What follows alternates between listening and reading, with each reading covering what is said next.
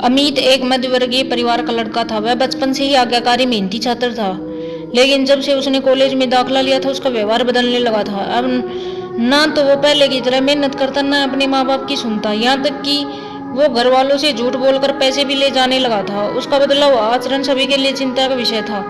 जब इसकी वजह जानने के लिए कोशिश की गई तो पता चला कि अमित बुरी संगति में पड़ गया है। कॉलेज में से कुछ उसके ऐसे मित्र बन गए हैं जो फिजूल खर्ची करने, सिनेमा देखने, धूम्रपान आदि करने के आदी हैं।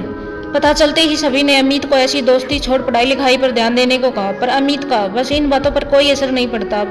उसका बस एक ही जवाब होता था, मुझे अच्छे बुरे की समझ है, मैं भले ही ऐसे लड़कों के साथ रहता हूँ, मुझ पर उसका कोई असर नहीं होता।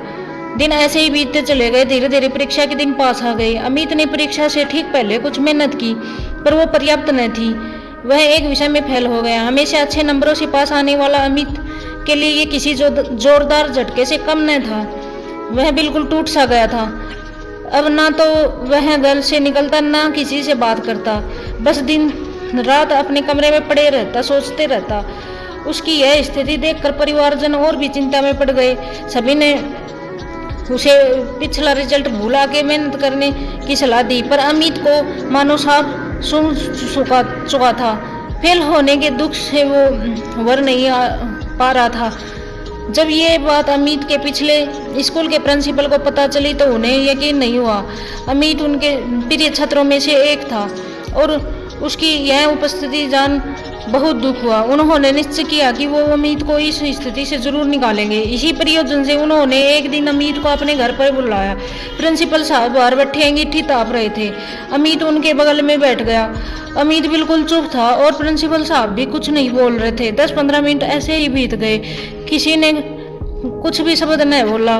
फिर अचानक प्रिंसिपल साहब उठे और चिमटे में से कोयले के एक धधकते हुए टुकड़े को निकाल मिट्टी में डाल दिया। वह टुकड़ा देर तक तो गर्मी देता रहा, अंततः ठंडा पड़ गया, बुझ गया।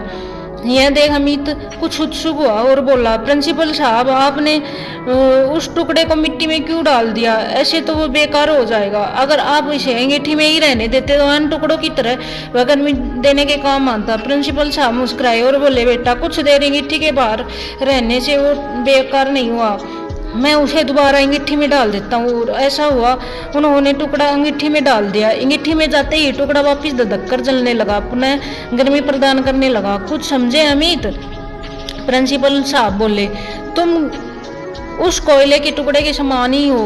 पहले जब तुम अच्छी संगति में रहते थे, मेहनत करते थे, अच्छे नंबरों से पास होते थे, पर जैसे ही वो टुकड़ा कुछ देर के लिए मिट्टी में चला गया, बुझ गया, तुम भी गलत संगति में पड़ गए और परिणाम स्वरूप फेल हो गए। पर यहाँ जरूरी बात यह है कि एक बार फेल होने से तुम्हारे अंदर के वे सारे गुण समाप्त नहीं हो गए।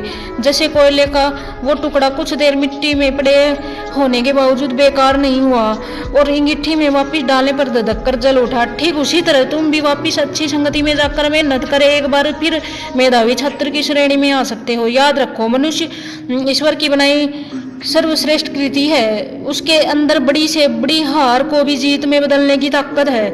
उस ताकत को पहचानो, उसकी दी हुई असीम शक्तियों का प्रयोग करो, इस जीवन को सार्थक बनाओ। अमित समझ चुका था उसे क्या करना है। वह चुपचाप उठा, प्रिंसिपल साहब के चरण स्पर्श किए और निकल पड़ा अपना भविष्य बनाने। तो थैंक यू दोस्तों। अगर मेरी कहानी अच्छी लगी हो तो चैनल को लाइक, सब्सक्राइब, कमेंट जरूर करना। Thank you.